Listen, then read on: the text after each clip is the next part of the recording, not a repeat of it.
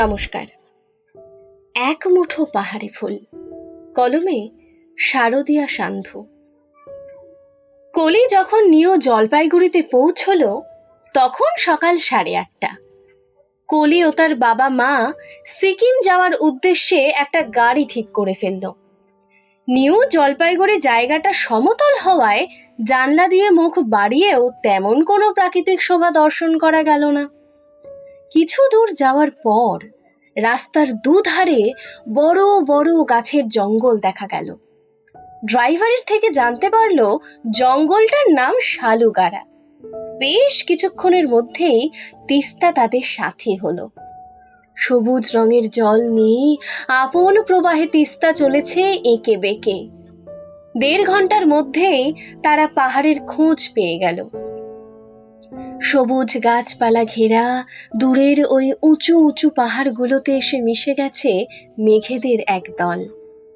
আশেপাশের গাছগুলো যেন এই পাহাড়গুলোকেই যুগ যুগ ধরে রক্ষা করছে অতন্ত্র প্রহরীর মতো। ড্রাইভার এক জায়গায় গাড়ি থামালো একটু চা খাওয়ার জন্য। কুলি এমন সময় তার ক্যামেরাটা নিয়ে বেরিয়ে পড়ল। একটু এগোতেই দেখতে পেল কাছের পাহাড়ে ফুটে আছে লাল সাদা কিছু বুনো ফুল। দেখেই ফুলগুলোর প্রতি একটা আকর্ষণ জন্ম নিল কলির মনে, যেন ফুলগুলো তাকে অভ্যর্থনা জানাতে নিজেদের সমস্ত সৌন্দর্য ফুটিয়ে তুলেছে।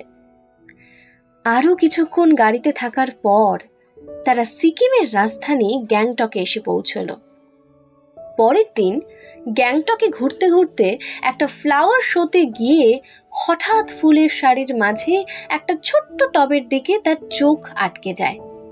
দেখতে পেল আগের দিনের সেই ফুলগুলো, যার নাম লেখা আছে প্রিমিউলা অব ক্যানিয়াম। ফুলগুলোর দিকে তাকিয়ে তার মনে হলো আগের দিন ফুলগুলোতে যতটা সৌন্দর্য ও উজ্জ্বলতা ছিল এগুলোতে অতটা নেই। পরদিন সকাল সকাল তারা রওনা হলো জুলুকের একটা ছোট্ট গ্রাম পদমচেনের উদ্দেশ্যে। পদমচেনে পৌঁছানোর আগে ড্রাইভার বলল তাদের একটি স্নো পয়েন্টে নিয়ে যাওয়া হবে। গ্যাংটক থেকে জুলুক যেতে বেশ কয়েক ঘন্টার ব্যাপার। চারিদিকে সবুজ গাছপালার সমাহারে চিত্রগুলো যেন কোনো চিত্রশিল্পীর আঁকা।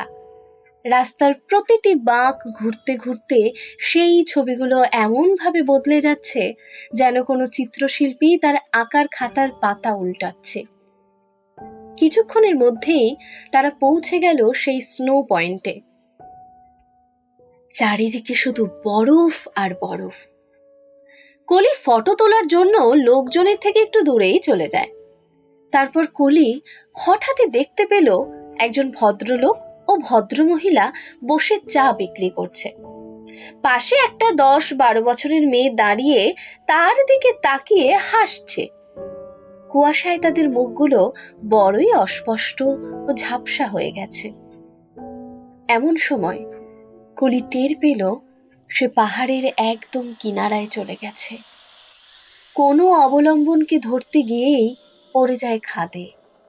একটা তীব্র যন্ত্রণা এক মুহূর্তের জন্য সহ্য করেই সে জ্ঞান হারিয়ে ফেলে। যখন জ্ঞান ফেরে তখন দেখে একটা ভাঙা ছোট্ট কাঠের ঘরের খাটে সে শুয়ে আছে। মাথায় একটা কাপড় বাঁধা, সেখান থেকে মাথা ফেটে গিয়ে প্রচন্ড রক্ত বেরিয়েছিল। পাশে একটা ছোট কাঠের টেবিলে একটা ল্যাম্প রাখা, তাতে আলো জ্বললেও পুরো ঘরটাকে আলোকিত করতে পারেনি। শুধুমাত্র ঘরের এক অংশকেই মানুষের চোখে দৃশ্যমান করে তুলেছে। এতক্ষণ পর কলির মনে হলো সে বেঁচে আছে। আর তখনই মা বাবার জন্য তার মনটা ব্যাকুল হয়ে উঠল। এমন সময় কলি লক্ষ্য করল সে ছাড়া ঘরে আরো কয়েকজন আছে যাদেরকে আলোর অভাবে সে এতক্ষণ দেখতেই পারেনি। হঠাৎই একটি মেয়ের গলা ভেসে আসলো তার কানে। মেয়েটি হিন্দি ভাষায় ভাঙা ভাঙা কণ্ঠে বলল তার শরীর কেমন। উত্তর দেওয়ার মতো পরিস্থিতিতে না থাকলেও কলি বলল সে ঠিক আছে। একটা নেপালি ভদ্রলোক একটু এগিয়ে এসে কলিকে বিশ্রাম নিতে বলল। এরপর পাশে থাকা ছোট্ট মেয়েটিকে কলির কাছে থাকতে বলে সে বাইরে চলে গেল। মেয়েটি এবার ধীরে ধীরে কলির পাশে এসে বসল। হিন্দিতে কলির নাম, বাড়ি এবং এখানে কেন এসেছে এটা জিজ্ঞাসা করতে লাগলো। কলিও এতক্ষণে একটু ঠিক হয়ে গেছিল, তাই কথা বলতে তারও বেশ ভালো লাগছিল। মেয়েটির সাথে কথা বলে কলি জানতে পারে ওরা নেপালি এবং ওই দুজন তার বাবা ও মা।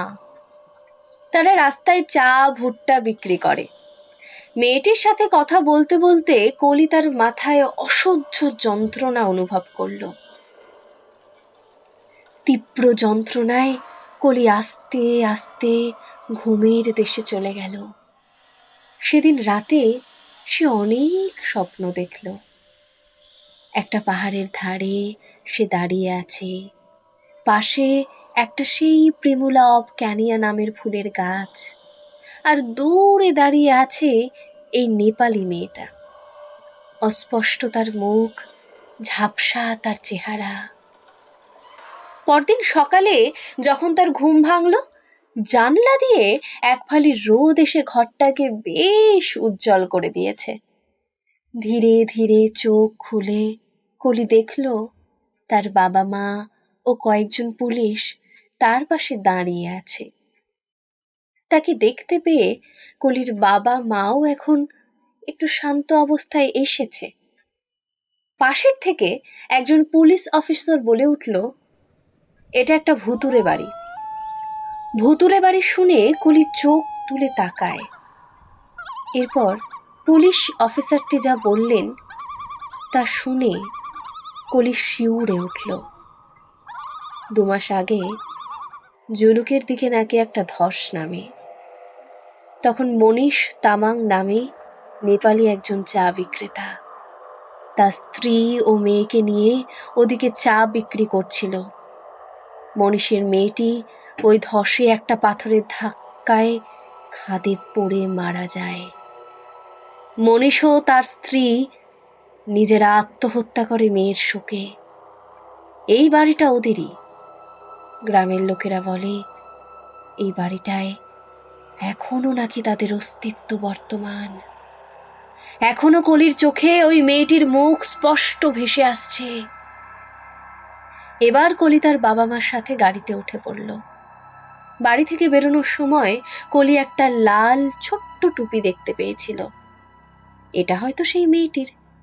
স্টেশনের দিকে গাড়িতে যেতে যেতে কলি ভাবতে লাগলো, মনীষ ও তার স্ত্রী নিজের মেয়েকে পাহাড়ের ভয়ঙ্কর লীলা থেকে বাঁচাতে পারেনি, তাই বলেই কি তার বাবা মার কাছে তাকে ফিরিয়ে দিল?